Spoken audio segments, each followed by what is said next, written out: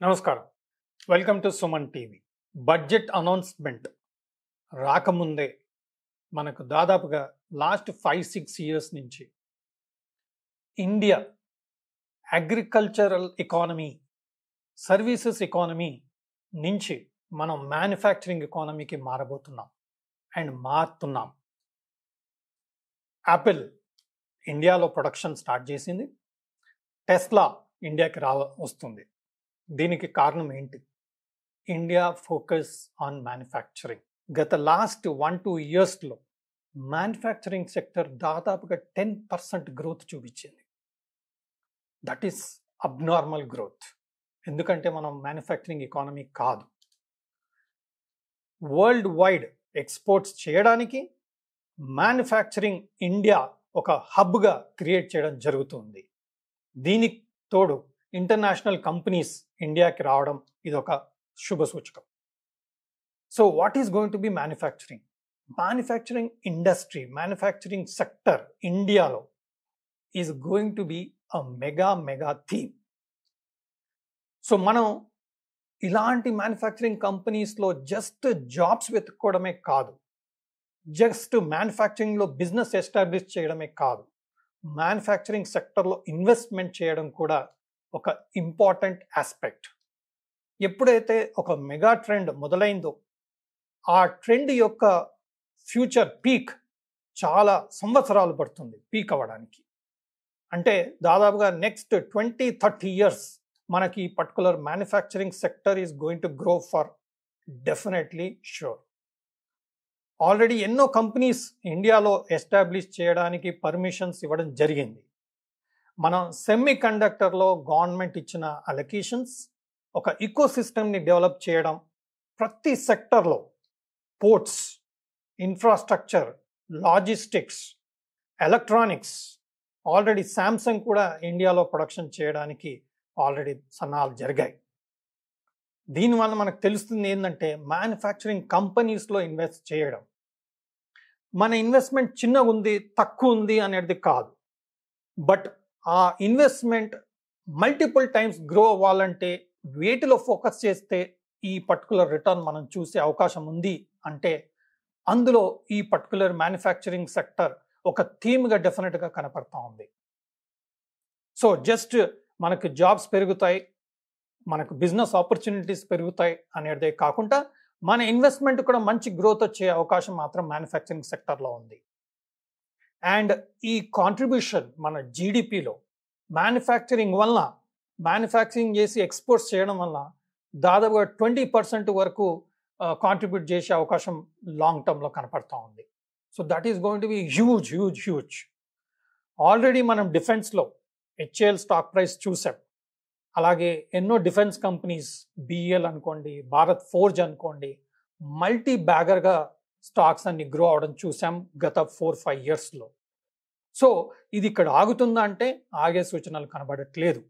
ఇది మొదలుగా మనం చూసుకుంటే ఇక్కడి నుంచైనా మనం ఇందులో ఇన్వెస్ట్ చేయగలిగితే మంచి రిటర్న్స్ రావడం ఒక ముఖ్యమైన అంశం.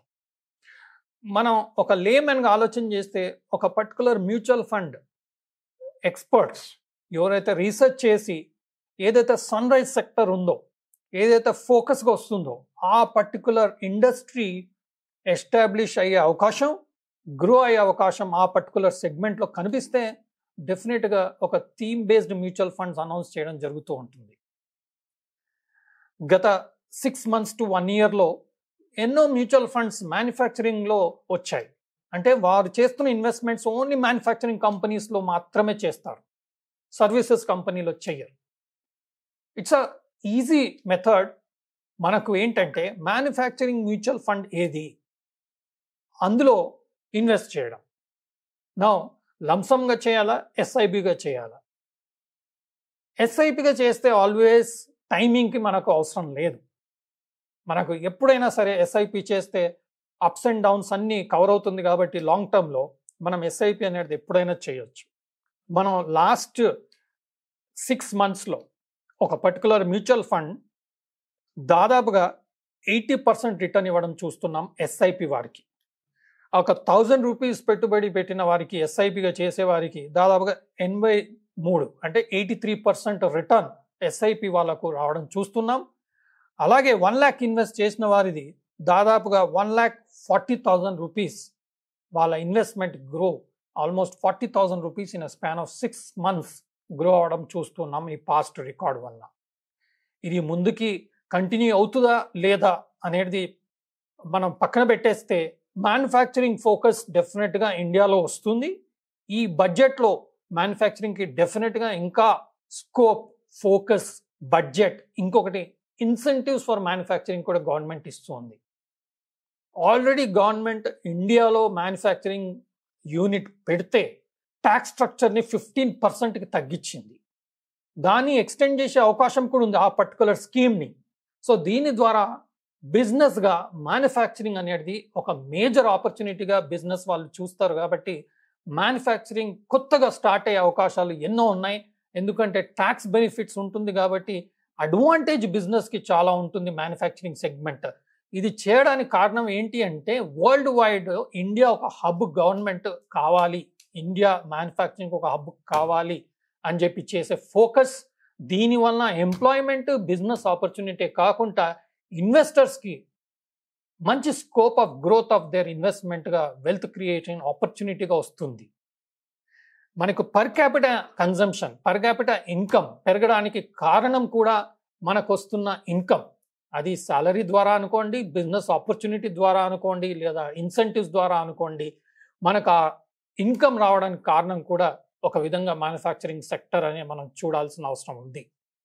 ఒక సైడ్ ఇన్సెంటివ్స్ ఫర్ కంపెనీస్, అలాగే ఇంటర్నేషనల్ కంపెనీస్కి ఇక్కడ ఒక హబ్గా క్రియేట్ చేయడం, ఇండియాలో ప్రొడక్షన్ చేసి డిఫరెంట్ కంట్రీస్కి ఎక్స్పోర్ట్ చేసి మన కరెంట్ అకౌంట్ డెఫిసిట్, అన్ని డెఫిసిట్స్ కూడా తగ్గించుకొని ఎక్స్పోర్ట్స్ కంట్రీగా మన ఇండియాని తీర్చిదిద్దడం జరుగుతుంది.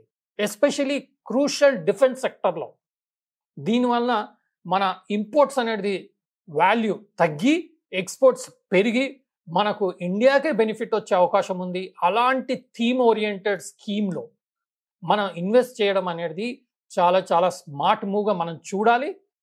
దీనికి మనం సింపుల్గా ఒక లేమన్గా ఒక మ్యానుఫ్యాక్చరింగ్ మ్యూచువల్ ఫండ్ ఏంటి, ఫండ్స్ ఏమున్నాయి అవి రీసెర్చ్ చేసి ఆ పర్టికులర్ ఫండ్లో ఒక ఎస్ఐపి ద్వారా ఇన్వెస్ట్ చేసుకోవచ్చు. ఎస్, లాస్ట్ 6 months 1 year మ్యానుఫ్యాక్చరింగే కాదు అన్ని సెక్టర్స్లో పెరగడం వలన మనకు మ్యూచువల్ ఫండ్స్, స్టాక్ మార్కెట్ చాలా పీక్ లెవెల్స్ వస్తుందన్న ఒక అండర్స్టాండింగ్ ఉంది. బట్ మీరు ఇండెక్స్ పరంగా చూస్తే మనకు ఎలక్షన్ టు ఎలక్షన్ జనరల్గా 60% గ్రోత్ ఉంటుంది. లాస్ట్ 4 ఎలక్షన్స్ పీరియడ్ మనం చూస్తే సెన్సెక్స్ 60% రిటర్న్ ఇవ్వడం చూసాం. మనకు అంత రిటర్న్ ఇంకా ఎలక్షన్ నుంచి మనకు జూన్లో ఎప్పుడైతే ఎలక్షన్ రిజల్ట్స్ వచ్చిందో అప్పటి నుంచి ఇప్పటి వరకు హార్డ్లీ 4-5% మాత్రమే ఇండెక్స్ మూవ్ అవ్వడం జరిగింది. సో నెక్స్ట్ 5 yearsలో ఇండెక్స్ ఇంకా మూవ్ అయ్యే అవకాశం ఉంది. బట్ ఇంటర్మీడియట్లో ఒక పర్టికులర్ పీరియడ్లో కొంత కరెక్షన్ అయ్యే అవకాశం ఉంది. 10-15% కరెక్షన్ అయ్యే అవకాశం ఉంది.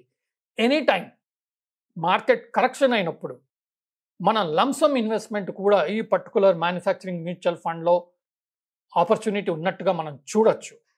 సో లంసమ్ ఇన్వెస్ట్మెంట్ చేసేవారు కొంచెం ఆగడం, ఎస్ఐపి చేసేవాళ్ళు స్టార్ట్ చేసుకునే ఆపర్చునిటీ మాత్రం కరెంట్ సినారియోలో మ్యానుఫ్యాక్చరింగ్ మ్యూచువల్ ఫండ్లో కనబడుతుంది. అండ్ ఎప్పుడైతే మార్కెట్ డౌన్ ఉంటుందో మనం పర్టికులర్ ఎస్ఐపిని స్టెప్అప్ కూడా చేసుకుంటే మనకు లోవర్ లెవెల్లో ఎక్కువ ఇన్వెస్ట్మెంట్ ఉంటుంది కాబట్టి మనకి యావరేజ్ ప్రైస్ తగ్గి లాంగ్ టర్మ్లో మనకు రిటర్న్ అనేది హ్యూజ్గా ఉండే అవకాశం ఉంది. అది మ్యానుఫ్యాక్చరింగ్ సెక్టర్ ఏదైతే గ్రో అవుతుందో అందులో ఏదైతే మన గ్రోత్ రాబోతుందో గవర్నమెంట్ చేసిన అనౌన్స్మెంట్స్, వాళ్ళ ఆబ్జెక్టివ్, వాళ్ళ ప్లాన్స్ ఈ పర్టికులర్ మ్యానుఫ్యాక్చరింగ్ ఫండ్కి మనం చూస్తుంటే అలార్మింగ్గా, ఎగ్జైటింగ్గా కనబడుతుంది. కాబట్టి ఈ ఫండ్లో మనం ఆలోచన చేయొచ్చు. మ్యానుఫ్యాక్చరింగ్ మ్యూచువల్ ఫండ్లో నేను ఆల్రెడీ ఇన్వెస్ట్ చేస్తున్నాను, ఎస్ఐపి కూడా చేస్తూ ఉన్నాను. కాబట్టి నేను సెబీ అనలిస్ట్ని కాను. సో మీరు తగిన సూచనలు, సలహాలు మీ ఫైనాన్షియల్ అడ్వైజర్ని కన్సల్ట్ చేసి తగిన రీసెర్చ్ చేసి మీరు కూడా ఈ వెల్త్ క్రియేషన్లో పార్టిసిపేట్ చేసి మంచి రిటర్న్స్ పొందుతారని ఆశిస్తూ సెలవు.